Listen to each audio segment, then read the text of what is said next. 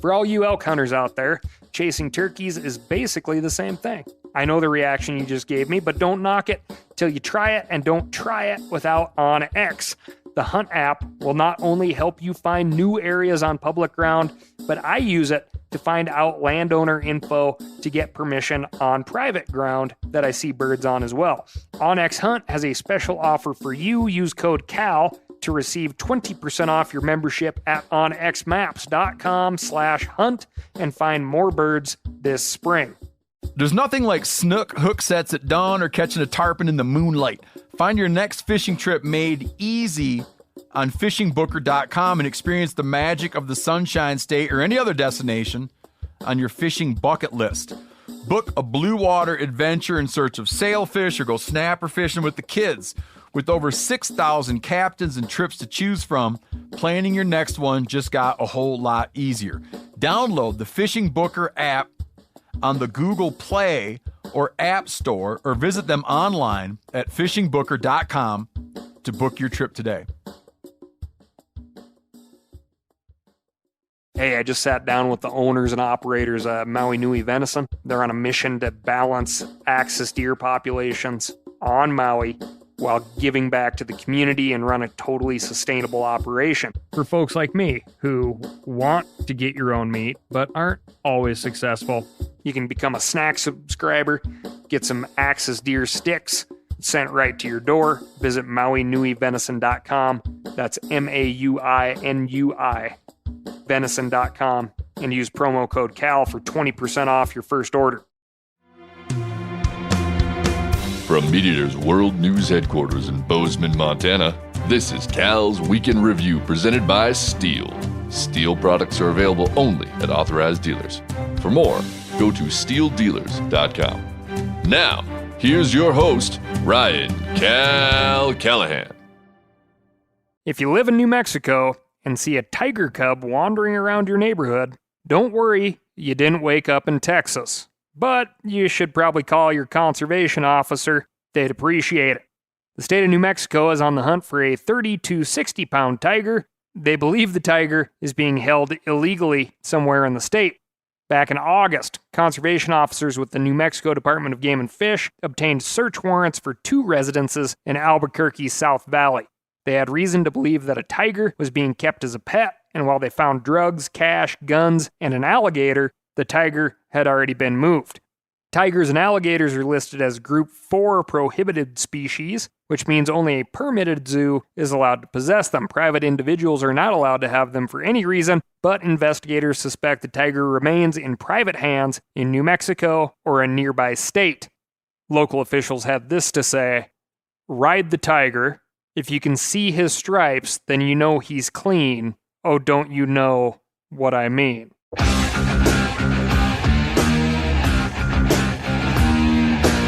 The cub is less than a year old right now, and it's not any larger than a golden retriever, but that won't last long. Tigers can grow up to 600 pounds, and their tail is their only appendage that isn't sharp. If you have any info, give New Mexico Operation Game Thief a call. This week, we've got big fish, bigger birds, crime, and access, but first I'm going to tell you about my week. And my week was spent walking. I've been hitting a bunch of new bird hunting country, trying to find a spot with a more dense bird population, which I have not found. This season is hard on the legs, hard on the gas budget, and easy on the shotgun shells. I'm averaging about 7.5 miles a hunt and getting an opportunity per hunt, which is definitely better than a lot of walking without opportunities at all. It's hard on Snort, though. She's a little beat up. She just weighed in at 51.8 pounds. She's light on her feet, but if I'm covering 7 miles on average per hunt, then what's she covering? Twice that? 3 times that? This is just like a for instance of a hunt, okay? We started out on a place that looked really good from the OnX satellite imagery. On that first spot, we covered 2.7 miles and flushed 1 lone sharp-tail grouse, no shots. Then we shifted to a new location. We covered 4.8 miles. I killed 3 doves and 2 sharptails in the first 1.3 miles. Then we moved to a third location where we walked 1.8 miles and killed 3 Hungarian partridge. Then, at our final location, we walked 0.6 miles and killed one dove, which sounds like a good day. But the day before, we did 1.6 miles, no birds, 2.3 miles, no birds, 1.2 miles, no birds, 4.3 miles, one covey of huns. We put 3 of those in the bag, and then to finish out the day, we did another 2.1 miles and no birds. So, day 1, recap, 11.5 miles, 3 birds, or about a third of a bird per mile. And day 2 was almost a mile per bird at 9.9 miles for 8 birds total, or 0.8 of a bird per mile walked. And keep in mind, some of those birds were doves, which, as our friends at PETA recently pointed out in a Texas op-ed, an ounce of lead shot for roughly 3 ounces of bird does not make a lot of sense. Moving on to the fishing desk. When you think world-class spearfishing destination, Northwest Arkansas probably doesn't come to mind. But don't tell that to Chris Cantrell of Berryville, Arkansas. Earlier this month, Cantrell was spearfishing for striped bass near the dam on Beaver Lake when a much larger fish caught his eye. Cantrell was 15 to 20 feet underwater, and at first he thought it was a gar. But when he swam closer, he realized it was a huge paddlefish as long as he was tall. He shot it with his spear and dropped the gun so the fish wouldn't pull him under. By the time he got back to the surface, the fish had already pulled out all the line from the gun as well as 50 feet of his floating line. It took about 15 minutes to get the fish on the boat, and when he did, he realized he had something special. The Arkansas Game and Fish Commission was closed for the holiday weekend, so he took the fish to the certified scales at his local UPS store. Kudos to that UPS employee, at least it was not an average day at work. The 90-pound, 12-ounce fish beats the previous international spearfishing paddlefish record of 71.8 pounds set in 2019. The Arkansas hook and line record is 118 pounds, so Cantrell isn't too far behind that either. Fossil records indicate that paddlefish, or spoonbill, as they're called in the South, are older than dinosaurs. In fact, they're the oldest surviving animal species in North America. They're native to the Mississippi River Basin, but the population in Beaver Lake is a remnant of a stocking program that took place between 1996 and 2000. According to the Arkansas Game and Fish Commission, the fish were stocked in Beaver Lake as a backup in case the populations in nearby rivers took a downturn. Congrats, Chris. That's a cool fish and an even cooler story. Moving on to the crime desk. A pair of Wyoming men were charged with wildlife violations after 2 severed antelope heads were found outside a hotel in Campbell County, which, as you know, Campbell County is home of the camels. Campbell County Camels. At least it is to me. I know there's another high school in Gillette these days, but come on. As far as high school mascots go, a camel in cowboy country is a fun one to beat. According to local media, and as far as we know, the heads were not discovered in a bed and had nothing to do with Corleones, cannolis, or Frank Sinatra, which is a Godfather reference. Little movie that, won a couple of awards. Kids, look it up. It's not going to be on TikTok. Anyway, Jeremiah A. Beeson and David Hernandez have both been charged with knowingly taking horned big game animals without a proper license and during a closed season. They allegedly shot the 2-buck antelope from inside a truck with a rifle chambered in .300 Blackout, which is a really interesting round. Not a long-distance shooter, big arc, a lot of power up front, you could say. But, when you're poaching, you're probably not shooting too far. Anyway, they cut off the heads and, for reasons that remain unclear, stashed them in some bushes near the dumpsters at the Candlewood Suites in Gillette, Wyoming. Wildlife officials were tipped off to the crimes by a witness at the hotel. Down in Texas, the Coast Guard snagged 14 poachers who were illegally fishing in federal waters off the southern portion of the state. The 3 boats seized were filled with approximately 440 pounds of shark, 2,425 pounds of red snapper. According to a Coast Guard press release, the Mexican men were using boats known as lanchas. These slender boats are between 20 and 30 feet long with small outboard motors. Lanchas are frequently used to transport illegal narcotics to the U.S. and illegal fish into the United States. This happens in the exclusive economic zone near the U.S.-Mexico border in the Gulf of Mexico. The fishermen were detained and have been sent to border enforcement agents for processing. Jumping across the pond to the international desk. Poachers have been killing wildlife and damaging crops on a nightly basis in North Yorkshire, England.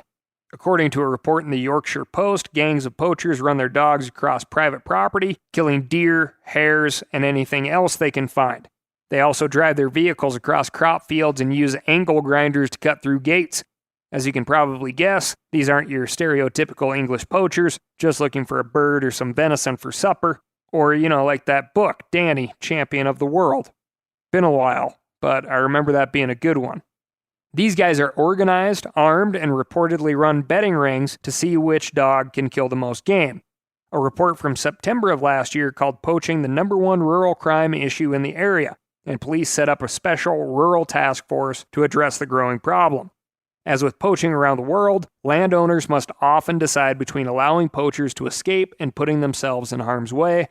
The poachers have reportedly threatened farmers with arson and assault if they try to stop them. If any of you listeners out there are from North Yorkshire, send me an email. Give me an update. askcal@themeateater.com.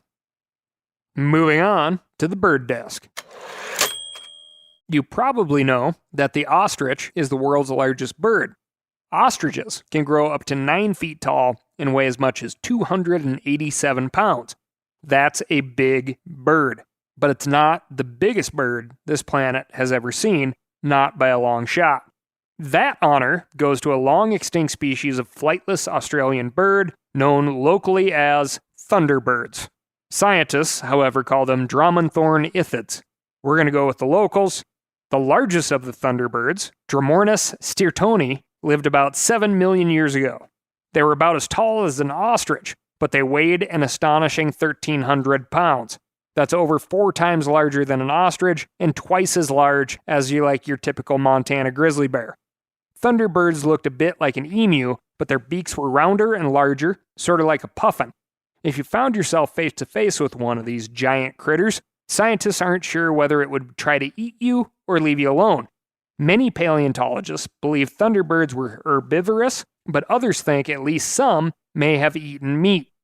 Based on the shape and size of their skulls and beaks, and just their overall size, they probably had a wider diet.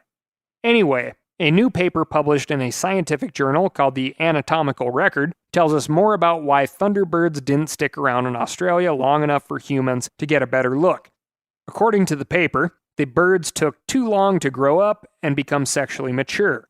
The largest thunderbirds took 15 years to become sexually mature, while the smallest did it in about 2 years. That wasn't fast enough to compete with modern birds, which reach their full size in a year and can start breeding at 2. As we've covered several times on the podcast, a slow growth and breeding cycle means that a species is less able to adapt to changing conditions. As the climate became warmer and drier, thunderbirds were outcompeted by other birds like the emu, and they went extinct about 40,000 years ago. The paper's authors developed this hypothesis by observing thin sections of fossilized bone under a microscope. One of the researchers told phys.org that the microscopic structure of the bones can tell them how long thunderbirds took to reach adult size, when they reached sexual maturity, and even when the females were ovulating. That's a lot of information from an old bone. Next time you see an ostrich at the zoo, you can imagine how much more intimidating that bird would be if it were a foot taller and 6 times larger. And next time you meet someone new, consider asking them, for a thin cross-section of bone. Then you're going to know what they're really like. For all you elk hunters out there, chasing turkeys is basically the same thing. I know the reaction you just gave me, but don't knock it till you try it, and don't try it without OnX. The Hunt app will not only help you find new areas on public ground, but I use it to find out landowner info to get permission on private ground that I see birds on as well. OnX Hunt has a special offer for you. Use code CAL to receive 20% off your membership at onxmaps.com/hunt and find more birds this spring. Now, a lot of you guys are familiar with the old hunting tradition of eating, some organ, the heart or a chunk of liver off the first animal you kill. I had that when I was a little kid, and it was a big deal. Organ meats were always prized by frontier people who knew the importance of getting a lot of different minerals and nutrients. And, as often is the case, those guys were onto something. Because organs are among the most nutrient-rich foods on the planet. And you can get the same benefits your ancestors craved via convenient daily capsules from Heart and Soil, made exclusively from regeneratively raised, grass-fed, and finished cattle. Heart and Soil's unique freeze-drying process means all those important nutrients are trapped in, ensuring you experience every one of the benefits of nature's superfood in a clean, convenient, taste-free capsule. Find out more at heartandsoil.co.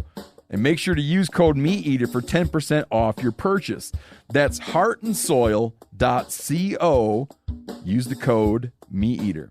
We've all seen plenty of gadgets and fads come and go, but here's one product that stood the test of time. Seafoam Motor Treatment. Lots of hunters and anglers know that Seafoam helps engines run better and last longer. It's really simple. When you pour it in your gas tank, Seafoam cleans harmful fuel deposits that cause engine problems. I'm talking common stuff like hard starts, rough engine performance, or lost fuel economy. Seafoam is an easy way to prevent or overcome these problems. Just pour a can in your gas tank and let it clean your fuel system. You probably know someone who has used a can of Seafoam to get their truck or boat going again. I guarantee you've listened to them because I use it, regularly. People everywhere rely on Seafoam to keep their trucks, boats, and small engines running the way they should the entire season. Help your engine run better and last longer. Pick up a can of Seafoam today at your local auto parts store or visit seafoamworks.com to learn more. Moving on to the science desk. Whenever wildlife biologists talk about the population of a species in a particular area, they're talking about population estimates. With few exceptions, Yellowstone wolves, for example, it's virtually impossible for scientists to lay eyes on every individual animal. Instead, they rely on in-the-field surveys and mathematical models to estimate population sizes and compare those numbers year over year. As we talked about the wolf situation over in Idaho, Idaho Fish and Game has implemented camera traps, and they're doing a lot of population modeling off of those in conjunction with aerial surveys. I bring this up because a listener wrote in with some great questions about the hog and turkey study we talked about in episode 175. The study was conducted by the Auburn University Deer Lab and suggested that eliminating hogs can increase turkey abundance in a particular location. This listener, who also happens to be a biologist, pointed out that the study has not yet been published in a scientific journal, which means it hasn't been peer-reviewed. That doesn't mean the study is wrong, but I should have mentioned that important context on the show. He also wondered how the study's author estimated turkey populations. Counting turkeys on trail cam photos sounds like a good strategy, but it's not perfect. Turkeys might still be in an area, even if they aren't appearing at bait sites, especially if hogs are outcompeting turkeys at those sites. To help me answer these questions, I reached out to the study's author, Matthew McDonough. McDonough explained that after reviewing the trail cam footage in each area, he used N-mixture models to estimate turkey abundance based on the detection probability of turkeys appearing at those sites. The model can account for pigs outcompeting turkeys, so while it's not as precise as fitting all the turkeys with GPS collars, it's more sophisticated than just adding up all the birds in trail cam photos. McDonough also pointed out that he set the feeders to keep bait on the ground at all times. So, even if turkeys avoided bait sites in the presence of pigs, they still had an incentive to feed as soon as the pigs moved off the site. McDonough said he also plans to submit his study to scientific journals in the near future. If it withstands scientific scrutiny from other biologists, it will be another important data point in our understanding of wild turkeys. If it doesn't, that just means the scientific process is working as it should. At the very least, McDonough's estimates are better than those for the Australian buff-breasted button quail, which is another study going on right now. Steve Murphy, a wildlife biologist at the University of Queensland, wrote in to tell me about an unfortunate discovery made by one of his students. In a nutshell, bird watchers in Australia have been misidentifying the buff-breasted button quail for over 40 years, which has had serious conservation implications. Contrary to popular belief among Australian birders, the rare buff-breasted button quail is similar in size to the much more common painted button quail. To make matters worse, during the wet season, female painted button quail molt into a much brighter plumage, which makes them look like the rare buff-breasted quail. This understandable mistake has meant that scientists weren't aware of the buff-breasted quail's decline until recently. According to Murphy, the most recent confirmed evidence of the bird's existence was collected in 1922. Everything since then has probably been a case of mistaken identity. The buff-breasted quail has been listed as critically endangered, but Murphy says it's likely the species has gone extinct, right under everyone's nose. Animal conspiracy theorists obviously point toward the painted button quail for having pulled off the perfect crime: impersonate your foe while out-competing them. It's clever, and it may have just worked. We do have some very positive examples of bird watchers finding species that we thought were extinct. Hopefully, the bird watchers in Australia can pull another one out of their hat and this time be, accurate about it. Moving on to the legislative desk. The Wyoming State Legislature is gearing up for a big fight over trespassing laws, and public land users in the state are going to pay attention, right? The corner crossing controversy we've been tracking has garnered nationwide interest, and 5 trespass-related bills have already been introduced, according to the Sheridan Press. Thanks to Gabe Rees for sending me this story.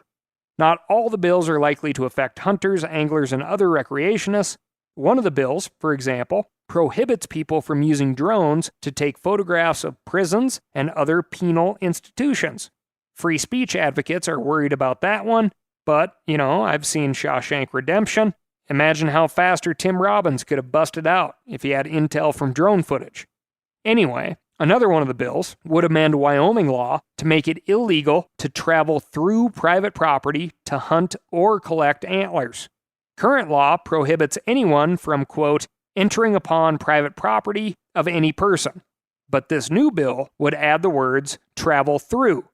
This is supposedly intended to clarify that entering private property is illegal, even if the hunter never hunts or collects antlers on that property, which is a strange thing to clarify.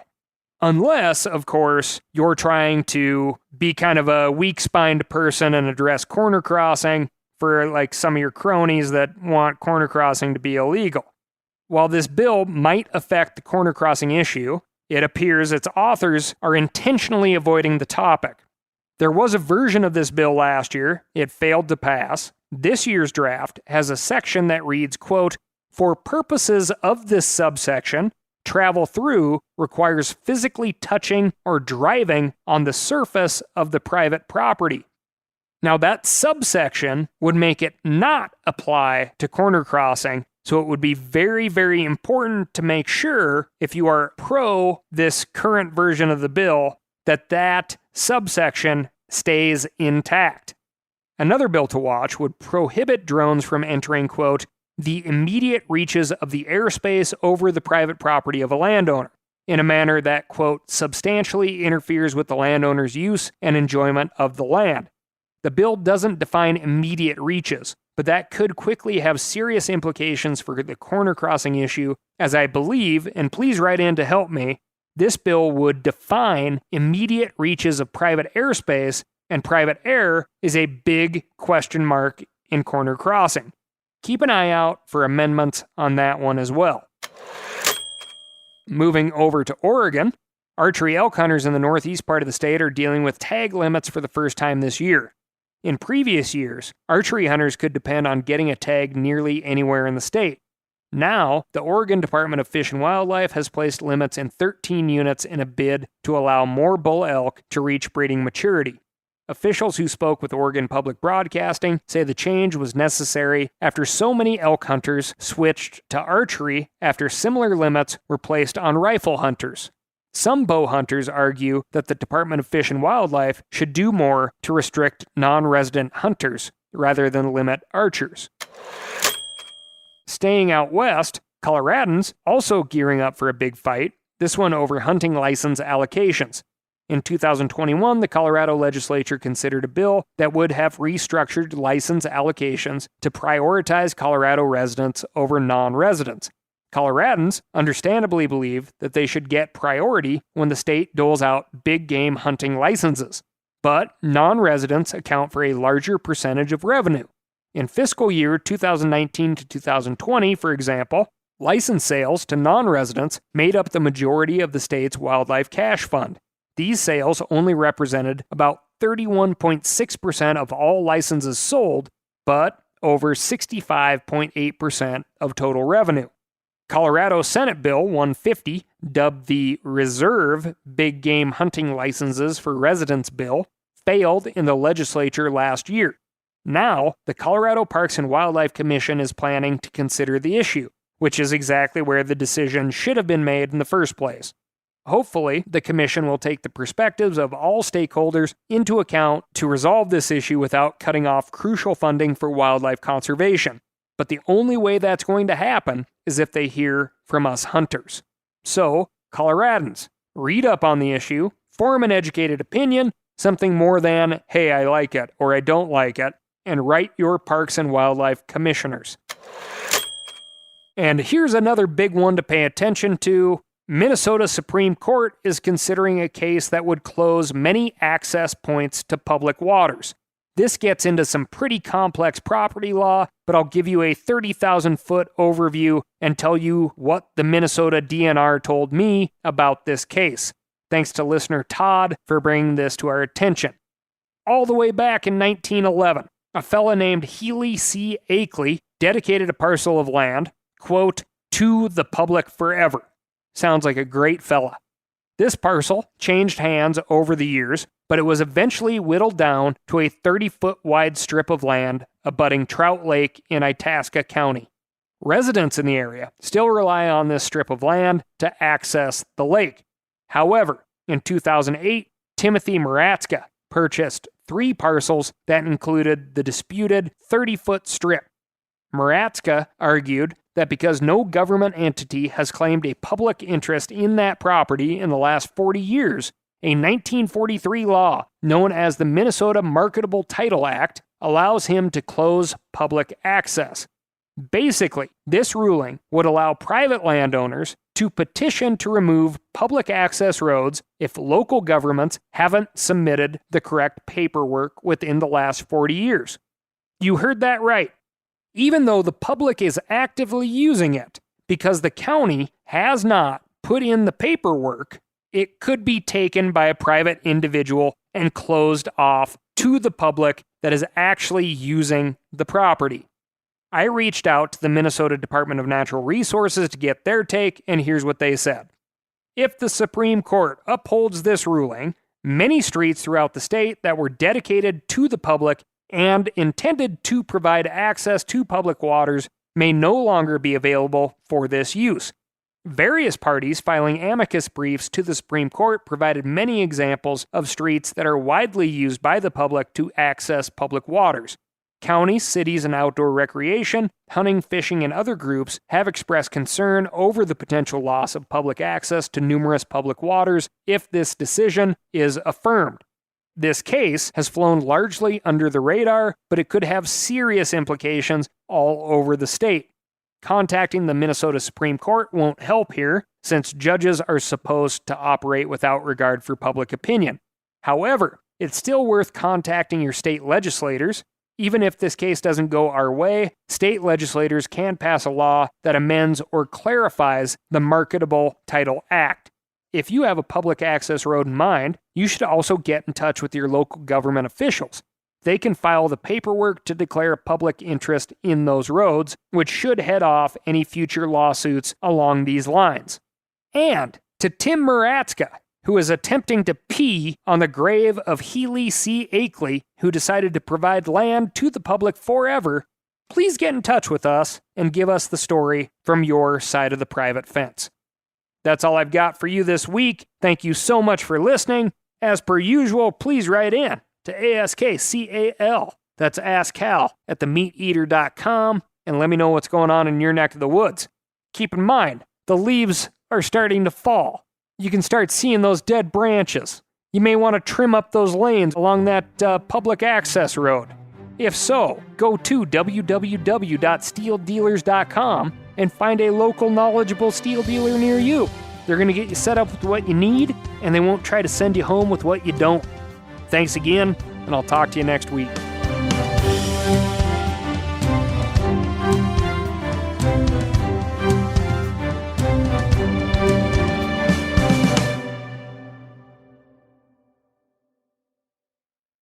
I'm sure a lot of you guys remember the old ceremonial hunting tradition of eating the heart out of the first animal you kill.